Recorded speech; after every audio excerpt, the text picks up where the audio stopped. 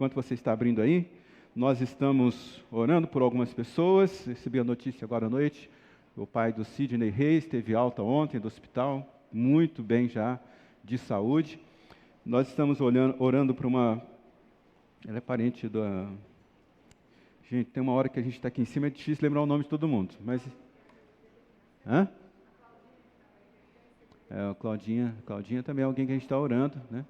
Ela melhorou a pressão alta dela, o bebê continua internado. O bebê dela nasceu com uma insuficiência no coração, vai fazer um cateterismo essa semana, para desentupir uma veia lá, não dá para explicar aqui, mas é alguma coisa assim. Mas ela estava internada, teve alta, está bem, está em casa. O pai do Sidney também está em casa. Estamos orando por uma mulher que precisou amputar o pé, tem 2 filhos pequenos, é difícil isso, né? Então, para Deus trazer o consolo para ela. Estamos orando por uma mulher também que fez uma cirurgia nos olhos, pegou uma infecção e tentou combater, não conseguiu. Fiquei sabendo hoje de manhã que teve que tirar o olho fora para a infecção não avançar. A gente não entende porque precisa ser amputado um pé, porque precisa ser retirado um olho, mas o importante é que a gente precisa confiar em Deus. Se você confiar em Deus, todas essas coisas, uma hora Deus fala assim, aconteceu isso, para acontecer aquilo outro. Vamos continuar orando por essas pessoas, para que a graça de Deus continue operando na vida delas e também na nossa vida. Então eu leio com você João capítulo 7, apenas os primeiros 17 versículos, do versículo 1 até o versículo 17. João capítulo 7, versículos de 1 a 17. Depois disso, Jesus percorreu a Galileia, mantendo-se deliberadamente longe da Judéia, porque ali os judeus procuravam tirar-lhe a vida. Mas ao aproximar a festa judaica das cabanas, os irmãos de Jesus disseram: você deve sair daqui e ir para a Judéia, para que os seus discípulos possam ver as obras que você faz. Ninguém que deseja ser reconhecido publicamente age em segredo. Visto que você está fazendo essas coisas, mostre-se ao mundo, pois nem os seus irmãos, diz a Bíblia, nem os irmãos de Jesus criam nele. Então Jesus lhe disse: para mim ainda não chegou o tempo certo, para vocês qualquer tempo é certo. O mundo não pode odiá-los, mas a mim odeia, porque eu dou testemunho de que o que eu faço, o que ele fez é mal. Vocês vão à festa, eu ainda não subirei a essa festa, porque para mim ainda não chegou o tempo apropriado. Verso 9, tendo dito isso, permaneceu na Galiléia. Contudo, depois que os seus irmãos subiram para a festa, ele também subiu, não abertamente, mas em segredo. Na festa, os judeus estavam esperando e perguntavam: onde está aquele homem? E entre a multidão havia muitos boatos a respeito de Jesus. Alguns diziam: ele é um homem bom. Outros diziam: não, ele está enganando o povo. Mas ninguém falava dele em público, porque tinha medo dos judeus. Verso 14. Quando a festa estava na metade, Jesus subiu ao templo e começou a ensinar.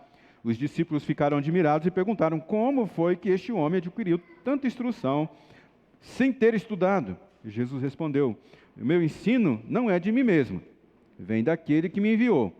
Se alguém decidir fazer a minha vontade, isto é, fazer a vontade de Deus, descobrirá que o meu ensino vem de Deus e que eu não falo por mim mesmo.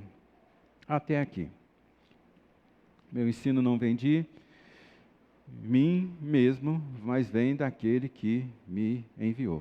Vamos pedir para Deus falar conosco nesse momento, se você puder fechar os seus olhos e pedir para que Deus fale ao nosso coração. Eu tenho certeza que ninguém aqui veio para cá nessa noite porque estava desocupado.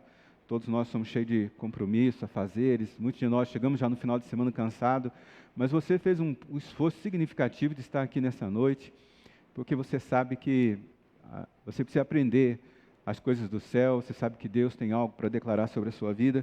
Por isso você tirou esse tempo, e esse tempo é muito respeitado pelo Senhor, é respeitado por essa casa, e eu sei que você vai sair daqui hoje com algo muito poderoso no seu coração. Senhor, Tua palavra nos alcance, que Tua palavra fale conosco, que a Tua palavra nos ensine.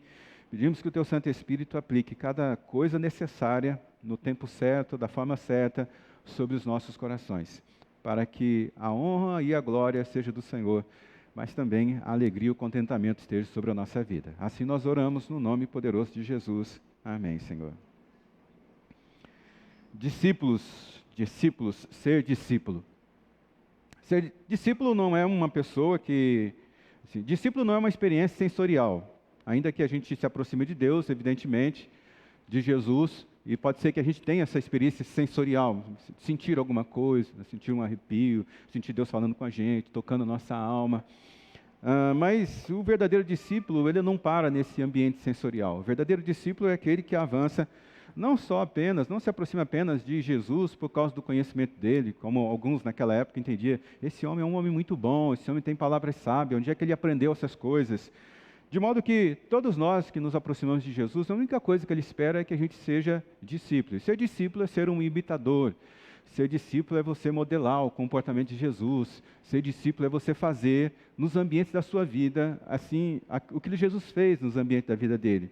Jesus, ele sempre teve uma visão muito clara, uma forma diferente de fazer as coisas, porque ele era alguém que tinha uma instrução do céu. Então, todos os relacionamentos que ele tinha, então todas as interações que ele tinha, todos os problemas que ele parava para resolver, ele tinha uma inspiração do céu. Ele era alguém que recebia algo do céu para fazer aquilo, e ele vivia conforme a palavra de Deus. Então, Jesus é uma pessoa confiável que você pode imitar a conduta dele. Assim, a maneira como ele enxerga a vida, a maneira como ele enxerga os relacionamentos, a maneira como a gente recebe os nãos na vida, como Jesus recebeu os nãos, a maneira como as pessoas nos desafiam, como os irmãos de Jesus o desafiaram, dizendo assim, olha aqui, irmão, se você realmente quer se aparecer, se você quer mostrar as coisas que você está fazendo, porque você disse que são coisas poderosas, é lá para a Judéia que você tem que ir, é lá para Jerusalém que você tem que aparecer, para que seu nome seja famoso. Porque ninguém quer ser famoso vai ficar escondidinho aqui, assim, em uma micro-região, fazendo o seu trabalho. Quem quer ser reconhecido, aplaudido, ter sua obra, assim, que todo mundo saiba, tem que ir lá para Jerusalém, tem que ir lá para a Judéia. E hoje nós vamos olhar, então, para esse comportamento de Jesus, esses princípios irrefutáveis do comportamento de Jesus, que uma vez, se nós aplicarmos na nossa vida, certamente nós seremos muito bem abençoados, e também seremos reconhecidos como os discípulos de Jesus, aqueles que imitam a conduta de Jesus. Nós vamos olhar para 3 coisas muito significativas, aqui focando apenas nesse texto, nessa noite. Primeiro, olhar como Jesus expressou a sua sabedoria de autocontenção. Esse daqui é um negócio que a gente precisa estar sempre de olho. Ser uma pessoa de autocontenção. Saber a hora de dar um passo para frente, saber a hora de dar passo para trás, saber a hora que você fala, saber a hora que você se cala, saber a hora que você dá ajuda, saber a hora que você não estende a mão para ajudar. Essa sabedoria de Jesus, de autocontenção, ela é uma forma muito incrível de a gente imitar o comportamento dele. Outra coisa que a gente pode olhar aqui é que em Jesus ele entendeu o momento dele. Jesus nunca se precipitou em nada que ele fez.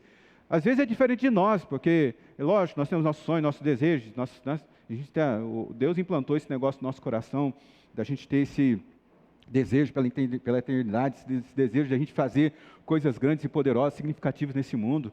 Muito se fala sobre o propósito, você deixar o seu legado, deixar a sua marca, assim. E todos nós nascemos com essa ansiedade, isso é um negócio muito positivo, um negócio muito bom.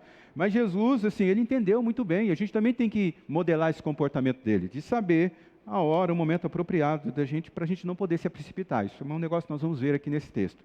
Outra coisa que nós vamos entender aqui nessa noite é que a maior obra que Jesus faz na nossa vida não é a exposição que ele faz à sua vida, não são as coisas que ele te dá, ainda que ele possa te dar muitas coisas, ele pode te colocar em lugares muito altos, mas a obra maior que Deus quer fazer, que Jesus quer fazer na sua vida, ela é no particular, ela é no secreto, ela é naquele momento que você chora no banheiro, aquele momento que você faz aquela oração do tipo, ai meu Deus, se o Senhor não me ajudar, eu vou estar perdido, Senhor, olha só como eu estou. São esses momentos de bastidores da nossa vida, quando ninguém está vendo nada, quando ninguém vê o choro, quando ninguém vê o seu lamento na oração, é esse momento que Deus trabalha alguma coisa aqui dentro de nós e deixa você uma pessoa muito forte, deixa uma pessoa você inabalável, e essa é uma das coisas que nós vamos ver aqui nesse texto.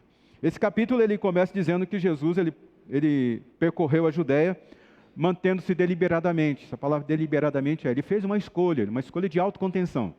Ele fala aqui o texto que ele manteve-se deliberadamente longe da Judéia.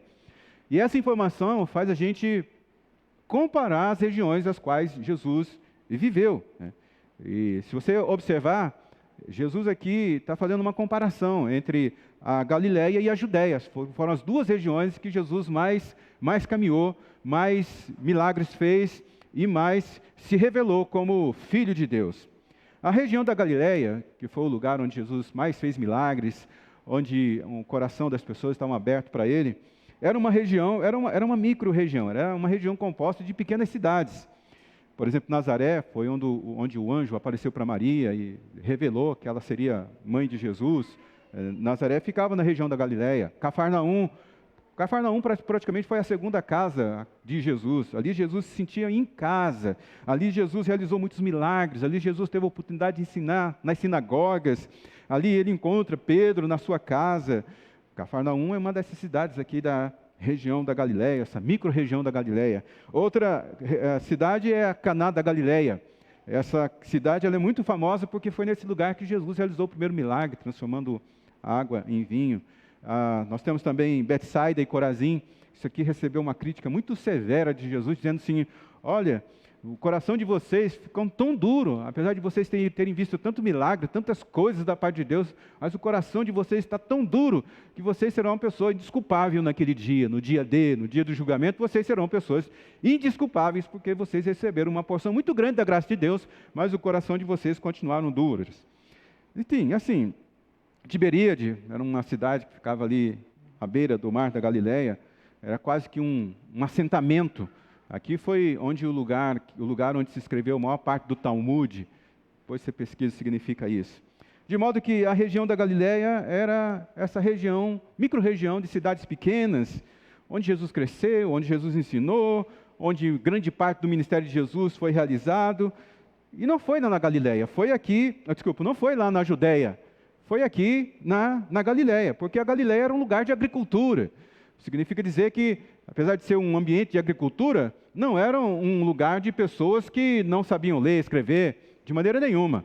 Porque o ensino das crianças naquela época era feito na sinagoga. E o ensino na sinagoga era muito bom. Logo nas adolescências, assim, a criança era enviada para a sinagoga e ela aprendia tudo lá, a ler, escrever, a partir da Torá, os 5 primeiros livros da Bíblia.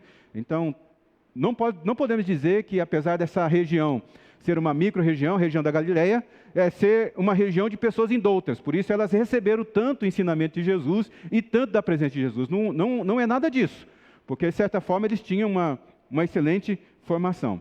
Muito diferente da Judéia. A Judéia é a região de Jerusalém. E Jerusalém é esse lugar da religiosidade envelhecida. Jerusalém é o lugar assim dos rituais, dos cerimoniais. Jerusalém é o centro político daquela época. Era, de alguma forma, também o centro financeiro, muito dinheiro se passava por ali. Era, sim, o centro espiritual, né, por conta do templo que existia, era um lugar muito, muito acessado. Mas, apesar disso, apesar de todo esse glamour, apesar de toda essa significância de Jerusalém, Jerusalém tinha um povo com um coração muito inflexível a respeito de um ensinamento novo, um ensinamento do céu.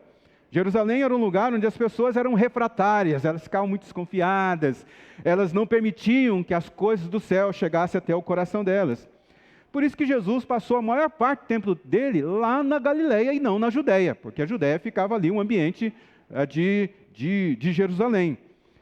Do ponto de vista de expansão, se Jesus quisesse ser famoso, se Jesus quisesse rapidamente ascender, crescer na sua exposição, o que ele tinha que fazer? Ele tinha que ir para Jerusalém, ele tinha que ir para a Judéia, porque era na Judéia, era o ideal para o ministério dele, lá ele iria explodir. É tipo assim, se hoje tem uma pessoa com milhões de seguidores, uma pessoa participando ali da Galileia teria poucos seguidores, quando vem para Jerusalém, estoura, né? Tem muitos seguidores, é mais ou menos para isso. Mas Jesus ficou muito tempo na Galileia. E por que Jesus ficou muito tempo lá na Galileia? Por quê? Primeiro porque o povo da Galileia queria receber, tinha um coração mais aberto para receber. Gente que tem um coração aberto, gente que está com a mente aberta, gente que não está com a sua religiosidade enrijecida, gente que não ficou assim, parado no tempo, achando que aquilo que recebeu é suficiente para aproximar o coração dela de Deus.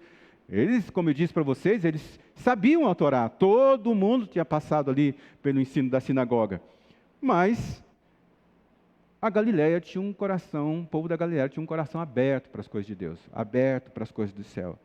Eles queriam mais de Deus, eles queriam mais do céu, eles queriam revelação, não é revelação nova, mas assim, eles estavam ávidos por coisas do céu, sabe? Assim, eu quero ouvir Deus, eu quero sentir Deus, eu quero entender essa palavra que Deus está falando aqui na Torá. Esse era o povo da Galileia. Por que Jesus ficou mais tempo na Galileia? Porque Galileia tinha um ensino ali dentro da sinagoga, como eu acabei de dizer. Enquanto que Jerusalém, as cerimônias, os cultos, era um negócio assim muito rígido, era grandiosa, era impessoal, era artificial. Jerusalém poderia ser considerada uma metrópole religiosa. Na Galileia não, na Galileia eram pequenas sinagogas, tipo assim, igrejas pequenas, onde as pessoas elas se relacionavam, onde elas, assim, a vida da igreja era conjunta com a vida de cada um daqueles que frequentavam as sinagogas. Elas tinham um relacionamento muito próximo. Ela conhecia o filho, o pai, a mãe. Ela conhecia a história de cada um deles, onde nasceu, que região viveu, de onde veio, o que eles estavam fazendo naquele momento da vida, o que eles estavam passando. Era um ambiente assim, de muito relacionamento. Posso dizer que era um ambiente de cuidado mútuo. É como quando a gente publica assim, olha, ora por fulano, parente de alguém, está precisando de oração, ora sim, faz isso, faz aquilo. Quando a gente se junta para poder socorrer alguém financeiramente, quando a gente entrega aqui o nosso alimento. Então, a igreja ali, vamos dizer assim, a sinagoga ali da Galileia era esse tipo de coisa. Havia um cuidado muito mútuo.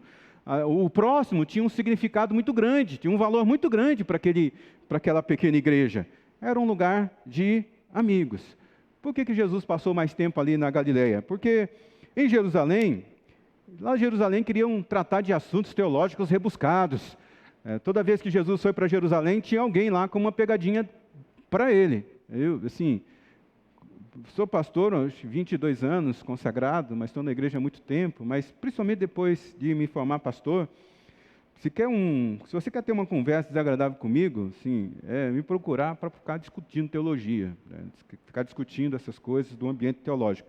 E Jesus, ele também meio que se afastava disso. Ele ia para Jerusalém, por exemplo, aqui está registrado em Mateus, capítulo 22, cerca um grupo de pessoas lá e fala assim, ô Jesus, Moisés, a lei dele diz assim, olha, uma mulher se casou com um homem, eles não tiveram filho, mas o cara morreu e tinha 6 irmãos, 7 irmãos, e agora, quando chegar lá no céu, com quem ela vai estar casada?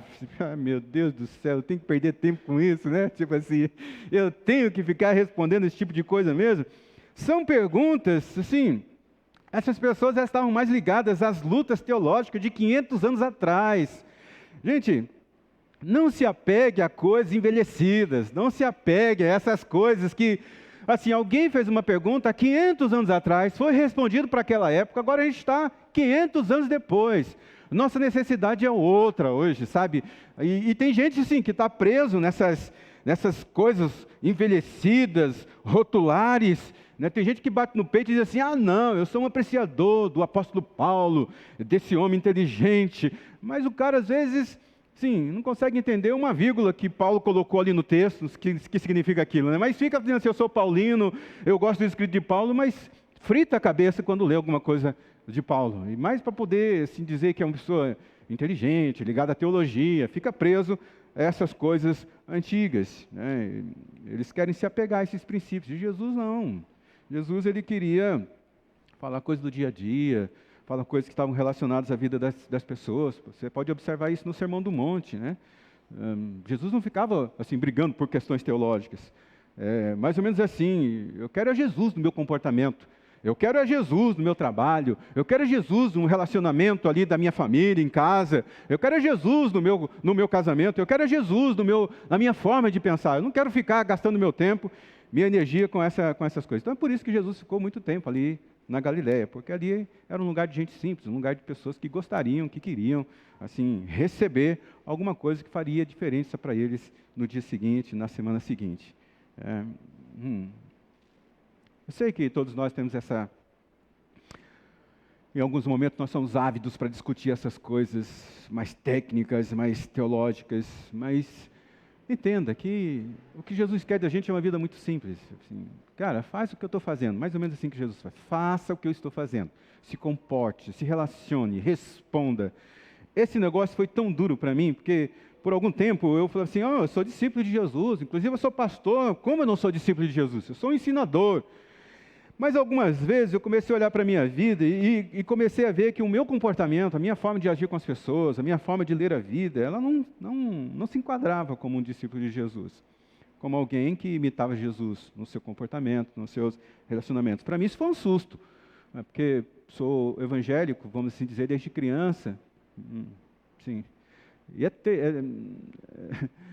meio assim complicado esse negócio, né? Porque às vezes você se acostuma tanto com o ambiente, né? Você se acostuma tanto com esse lugar, vamos sentar, vamos ficar em pé, vamos orar, vamos fazer assim, que a gente, às vezes, a gente perde essa beleza de estender o nosso coração, estender a nossa alma, deixar o nosso coração aberto para Deus nos ensinar coisas novas. Jesus queria estar longe da Judeia, porque lá o coração do povo era muito, muito complicado. E Jesus falava de coisas simples. Por exemplo, Jesus tratou das ansiedades. Jesus falou assim: não se preocupe com a sua própria vida, quanto ao que comer, beber, vestir. Olha os pássaros, eu cuido deles muito melhor, vocês são mais importantes para mim. Jesus tratou dos problemas relacionais. Ele diz assim: olha, se você quer fazer grandes coisas para Deus, se você quer entregar uma oferta grande, significativa para Deus, olha nos seus relacionamentos. Se você tiver alguma confusão com alguém, vai lá e pede perdão antes de você ofertar. Jesus chegou a falar isso. Por quê? Porque Jesus quer que a gente tenha um relacionamento com as pessoas libertos. Nem sempre a gente vai ter um bom relacionamento com as pessoas, ou as pessoas vão se relacionar bem com a gente. Mas essa instrução, essa ferramenta chamada perdão, essa ferramenta que a gente deve aplicar no nos nossos relacionamentos, é algo muito importante para Deus. Ele sempre nos ensinou sobre isso. Se você quer ser discípulo de Jesus, você tem que andar perdoando todo mundo, quantas vezes for necessário. As pessoas que você mais admira, as pessoas que você mais ama, as pessoas que são mais próximas de você, sempre vão te magoar, sempre vão fazer coisas que te desapontam. E é nesse momento que você tem que mostrar que você não é alguém desse tempo, você é alguém que é discípulo de Jesus. Você tem que perdoar. Negócio difícil de ouvir, mas essa é a verdade. Jesus, ele resolveu o problema com autoridades. Algumas pessoas, ainda mais nessa época, estão acirradas de uma discussão política, tal, enfim. Tem gente falando, não deve isso, não deve aquilo outro, não deve aquilo outro. Mas se você olhar o comportamento de Jesus, ele sempre esteve no meio desse ambiente, ele sempre se comportou como alguém vindo do céu. Então, é isso. 3 dimensões da postura autocontida de Jesus. Primeiro, sabedoria da autocontenção. Jesus, então diz o texto aqui, que ele se manteve longe deliberadamente da Judeia. E o texto deixa muito bem claro por que ele fez isso, porque lá na Judeia as pessoas queriam matá-lo. As pessoas queriam destruir a vida dele. É lógico que Jerusalém, Jesus teria que chegar lá em algum momento. Aonde você tem que chegar, você vai chegar em algum momento. O picadeiro, o palco da sua vida vitoriosa, do seu avanço, da sua maior exposição, já está designado para Deus. Todos nós temos uma Jerusalém, nós vamos chegar lá. O problema é se nós não estamos forçando a barra para chegar antes do devido tempo. E Jesus diz aqui que ele tinha essa sabedoria de autocontenção.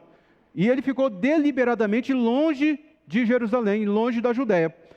Apesar de que ali na região da Judéia, Jerusalém, seria o palco da morte de Jesus, seria o palco da ressurreição de Jesus, a ascensão de Jesus, ali seria o ápice da história. Observe que, de todos os caminhos que Jesus andou, de todas as regiões que Jesus participou, a única cidade onde Jesus teve a sua morte, onde teve ali a sua ressurreição, onde teve o ápice do seu ministério, foi em Jerusalém. Mas teve o tempo certo para isso. E aqui a gente tem que ter essa sabedoria de ir para Jerusalém, mas saber o tempo certo. Ir para o lugar da nossa conquista, mas saber o tempo certo. De ir para o palco da história da nossa vida, mas no tempo certo. E espera, às vezes vale a pena você esperar um pouquinho.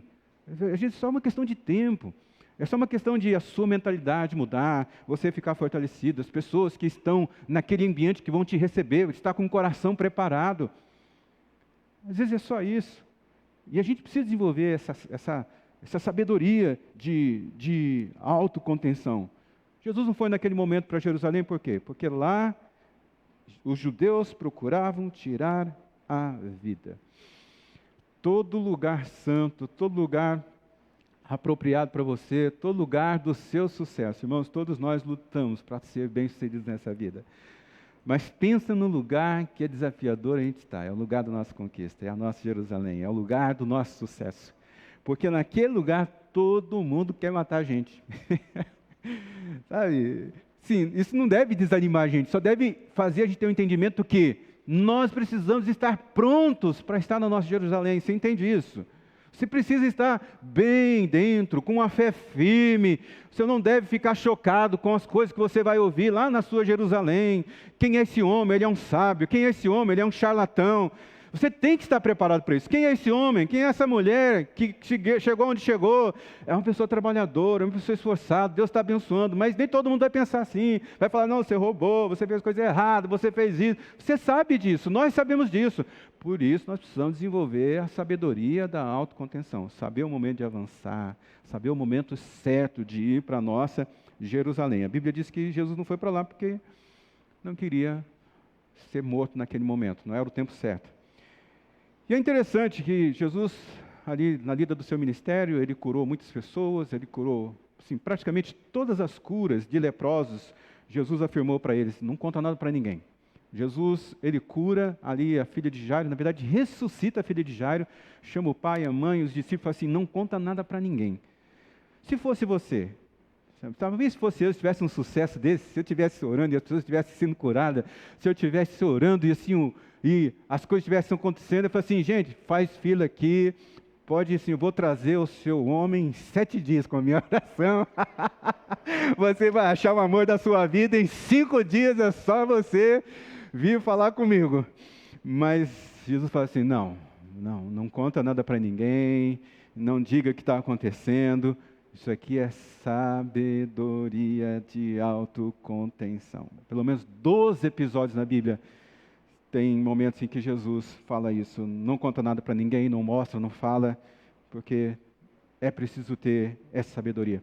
Veja, a descrição das nossas conquistas, elas protegem enquanto a gente está crescendo.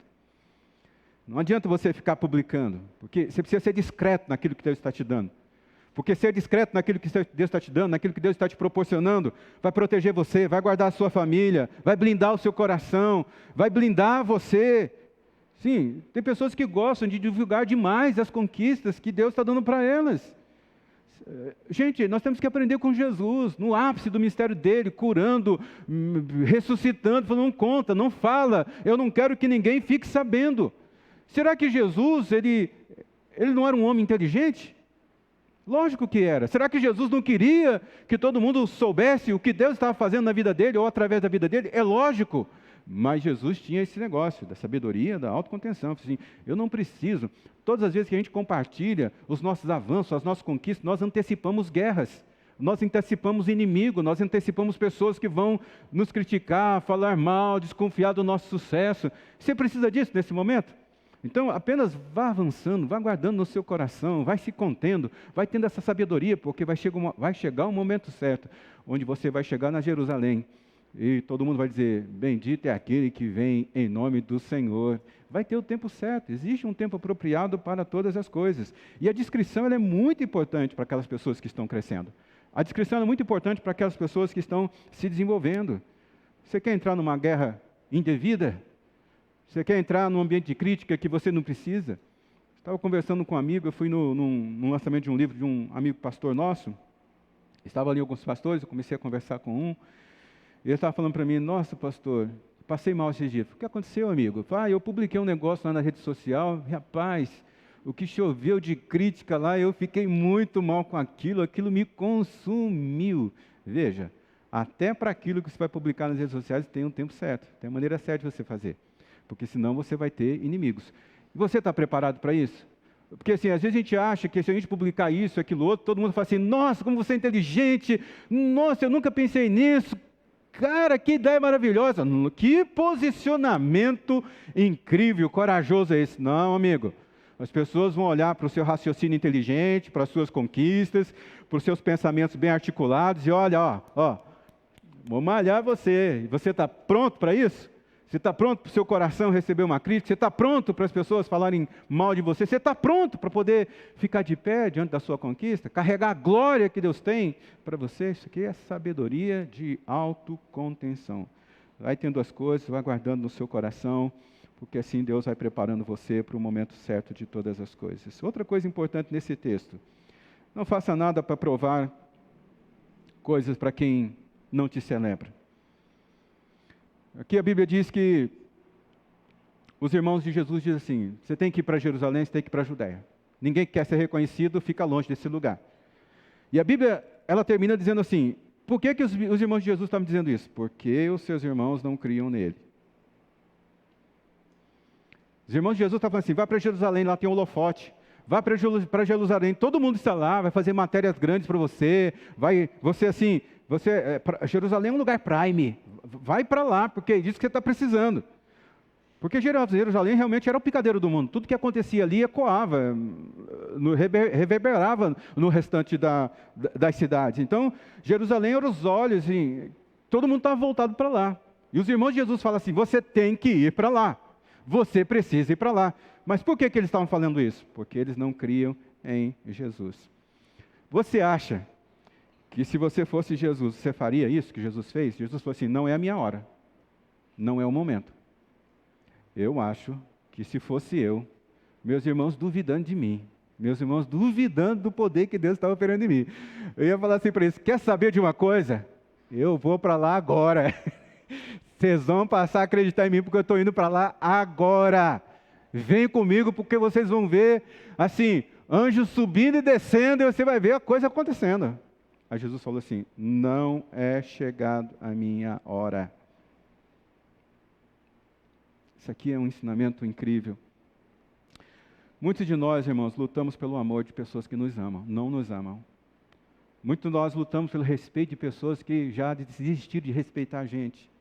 Muitos de nós queremos agradar pessoas que elas não se agradam de nós. Nós gastamos muita energia nisso, nós gastamos muita força nisso. Nós, assim, brasileiro nós somos, eu vou falar que brasileiro, até parece que eu sou algum estrangeiro. Nós brasileiros, nós somos assim muito emocional, né? Graças a Deus por isso.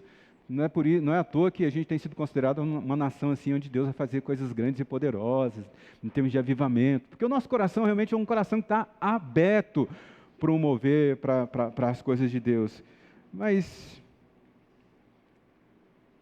se ninguém te acha importante nesse mundo, não tem problema. Deixa para lá. Se ninguém vê que você está fazendo coisa importante, se ninguém vê que você é importante, não tenta impressionar, não. Fica no seu canto. Jesus falou para os irmãos: não é a minha hora. Jesus tinha alguma obra para mostrar? Muitas.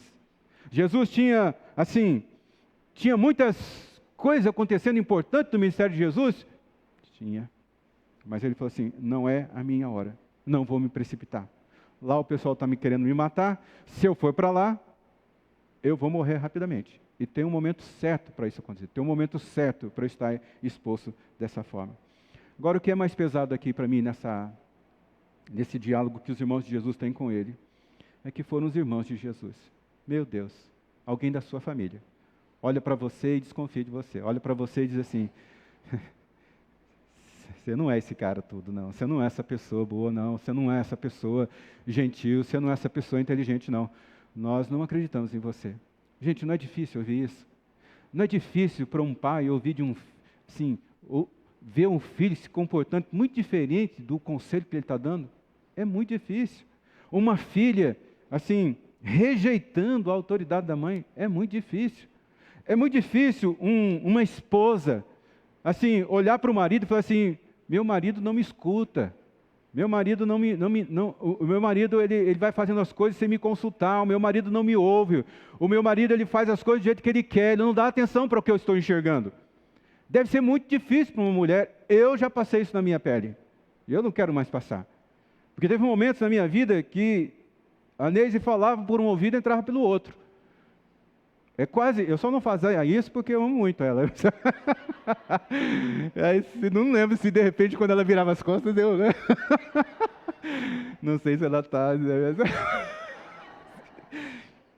não sei porque eu falo essas coisas, né? Porque é difícil, né? Mas, sim, já teve momentos que eu não dei ouvido, e como me arrependo disso, porque eu errei feio. E a coisa mais difícil que tem pra gente como homem é ouvir a mulher falar assim: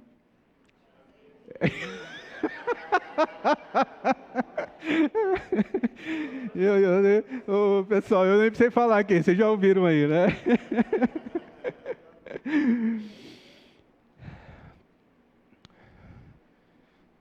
Quando a gente cresce em um ambiente de celebração, quando a gente cresce num ambiente que nós somos aceitos, que nossa vida assim é aplaudida, é muito fácil a gente crescer. Difícil a gente crescer em terra seca. Difícil a gente crescer onde a gente tem muitos nãos. É difícil a gente crescer onde a gente tem ambiente de pessoas que assim não dão nada para a gente. Mais ou menos 5%, talvez menos do que isso, das pessoas que vencem no mundo, em ambientes difíceis, apenas 5% da humanidade. O restante todos não consegue superar esse tempo árido, esse tempo difícil.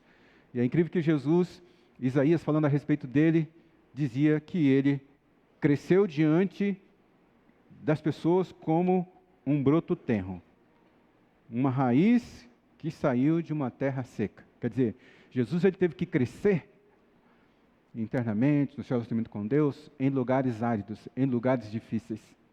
Por isso que vale a pena a gente modelar o comportamento dele, porque se está difícil para você a vida, se você está em um momento, assim, sempre terrenos áridos, se você modelar Jesus, você vai ter bem-sucedido, porque ele foi bem-sucedido, ele conseguiu passar pelo meio dos desertos da vida, ele conseguiu ser um broto que surgiu no meio de uma terra seca, ele conseguiu saber quem ele é em Deus, mesmo os irmãos deles duvidando deles, ele conseguiu mostrar o reino de Deus, mesmo que as pessoas falavam assim, esse homem é um charlatão, esse homem aí está indo contra a palavra de Deus. Nós precisamos imitar Jesus no seu comportamento.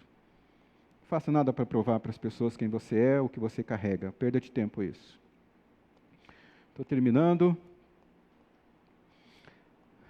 Última coisa aqui.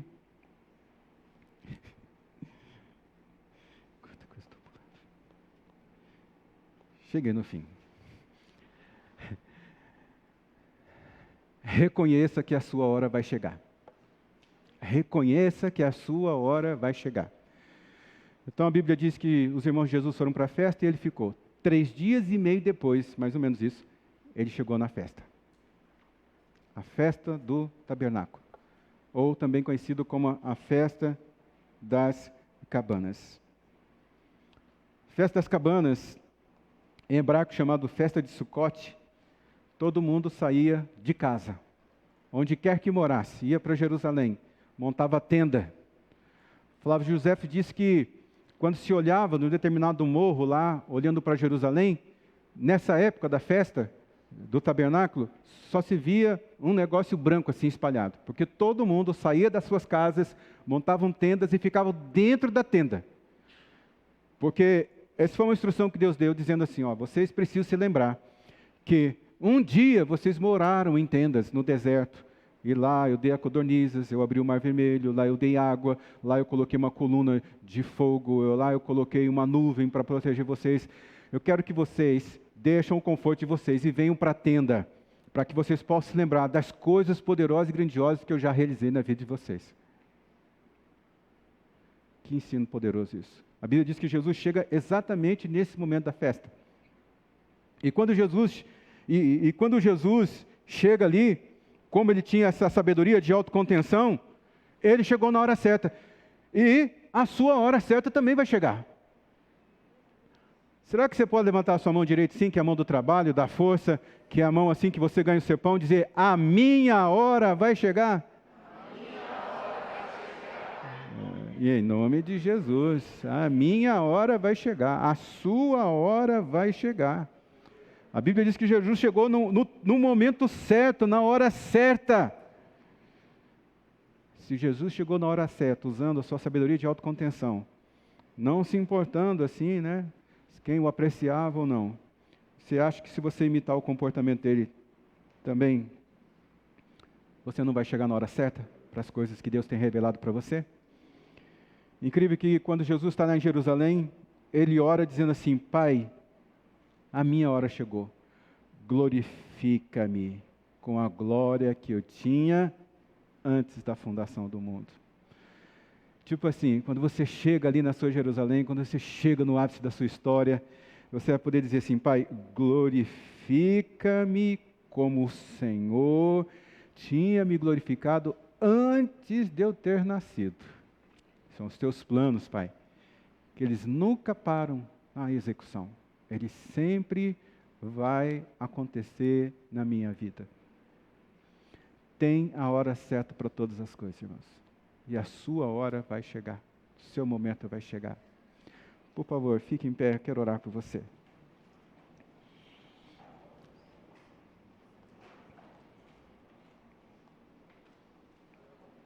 Feche os seus olhos. Esse aqui é um lugar santo. Não é santo porque o santo está aqui, o Deus está aqui, o Espírito Santo está aqui, a presença de Jesus está aqui. Eu não sei você, mas eu não quero apenas ouvir o que Jesus ensina. Eu quero repetir o comportamento dele. Eu quero repetir o procedimento de Jesus. Eu quero agir como Jesus agiu.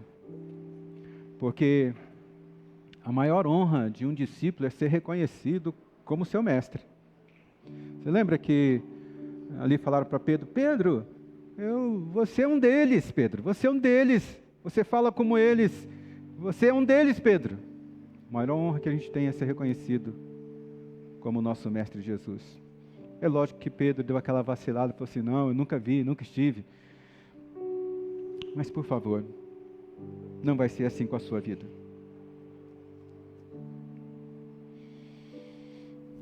Feche seus olhos, vamos pedir para Deus nos entregar, nos dar, só quando estivermos prontos. Vamos pedir para Deus nos dar, nos entregar, só quando as competências internas estiverem ajustadas, prontas. Quando o nosso coração estiver preparado para os inimigos da nossa conquista. Quando o nosso coração estiver, assim, preparado para os inimigos que impedem o nosso avanço. Nosso coração esteja preparado para as palavras duras que certamente nós vamos ouvir quando a gente chegar no nosso lugar. Que essas pessoas cheias de presunção, essas pessoas que elas vão falando assim pelo cotovelo, elas nem sabem o que realmente estão verbalizando, elas apenas estão sendo uma boca do inimigo, para poder assim afrontar você, para poder destruir você por dentro. Nós queremos ter a nossa luta, eu quero ter a minha luta, mas eu quero ter a minha luta na hora certa. Eu não quero antecipar nada. Como Jesus, que teve assim, ele se autoconteve. Ele entregou os seus caminhos a Deus. Ele sabia a hora certa de todas as coisas acontecer. E quando chegou lá, ele falou assim, Pai, pode me glorificar, Pai. Deus pode me colocar no lugar que o Senhor designou para mim. Pai, pode me exaltar. Há uma recompensa muito profunda, irmãos, da gente se humilhar perante a potente mão de Deus. Então hoje, nessa noite, talvez a oração mais assim, uma das orações mais poderosas que você pode fazer, Pai, é dizer assim, Pai, que tudo aconteça no seu tempo. Eu sei que a minha hora vai chegar. Eu sei que a minha conquista vai chegar, mas é tudo na hora do Senhor, Pai. Eu não quero dar um passo à frente sequer, sem que não seja a hora que o Senhor preparou. Gente, isso aqui é uma ação de humilhação, porque todos nós queremos avançar e avançar rápido, irmãos. Tem pessoas aqui que estão acelerados demais. E Deus fala assim, calma, você está correndo demais. Você está indo nos lugares que eu já designei para você, mas você está indo muito rápido.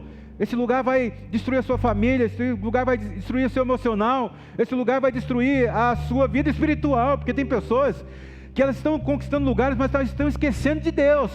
Elas estão esquecendo do culto, elas estão esquecendo de orar, elas estão esquecendo de ter a palavra de Deus, porque elas estão cheias de muito trabalho. Deus ouviu as orações. E ela está avançando a qualquer custo. E está esquecendo, sim, do maior tesouro, que é Jesus. Mas eu também não quero ir lento demais. Do tipo, será que isso vai dar certo? Se Deus quiser, não é nada disso. É assim, Deus, tudo na hora certa. Eu não quero andar nem muito rápido e nem muito devagar. Eu quero andar na passada de Deus. Quero andar no tempo de Deus, porque eu sei que a minha hora vai chegar. O meu momento de grandiosidade, de conquista, ele vai chegar. E eu quero acessar esse lugar na hora certa. Senhor Deus, obrigado por nos ensinar a sabedoria de autocontenção. Obrigado por nos ensinar sobre não se expor antes da hora. Obrigado por nos ensinar, Senhor, a calar as vozes que nos cercam, ó Deus, nos insultando, como os irmãos de Jesus o insultaram. Se você quer aparecer, vai lá para a sua Jerusalém, corre para lá agora. E a Bíblia diz que eles falaram aquilo porque eles não acreditavam em Jesus. Pai, não queremos que seja assim. Senhor, nós sabemos que a sua hora vai chegar, a sua hora certa vai chegar, e quando chegar, nós estaremos bem com o Senhor, nossa fé vai estar firme, Senhor, nós teremos um emocional edificado, Senhor, nós teremos uma mente apropriada, Senhor, nada vai nos abalar na conquista que o Senhor nos dará no tempo certo, Senhor. Deus, obrigado por trabalhar essas coisas no nosso coração, obrigado por revelar, Deus, para alguns de nós aqui, que nós estamos sofrendo porque nós estamos nos expondo, nós estamos sofrendo porque a gente tomou uma decisão no tempo errado, mas Senhor, nada que vivemos nesse mundo é perda de tempo, em tudo o Senhor nos ensina, e hoje humildemente, nós nos humilhamos diante do Senhor dizendo, se nós fizemos alguma coisa, se nós demos um passo rápido demais, se nós fizemos uma escolha rápida demais, nós nos humilhamos e pedimos perdão, e declaramos aqui nessa noite que nós queremos andar no passo do Senhor, nós queremos andar no tempo do Senhor, porque nós estamos saindo deste culto, Pai, acreditando que a nossa hora vai chegar, que aquilo que o Senhor prometeu vai acontecer na nossa vida, e será no tempo certo, Senhor, será no tempo do Senhor, Pai, para que o Seu nome seja glorificado, e que a gente, ó Deus, tenha grande alegria e grande contentamento, Senhor. Abençoa a vida de todos que estão aqui nesta noite, aqueles que estão nos acompanhando na sua casa, aqueles que irão ver essa mensagem, ouvir essa mensagem, logo mais, que eles também sejam abençoados e alcançados pelo Teu Santo Espírito. Nós oramos no nome poderoso de Jesus. Amém. Deus te abençoe e Deus te abençoe.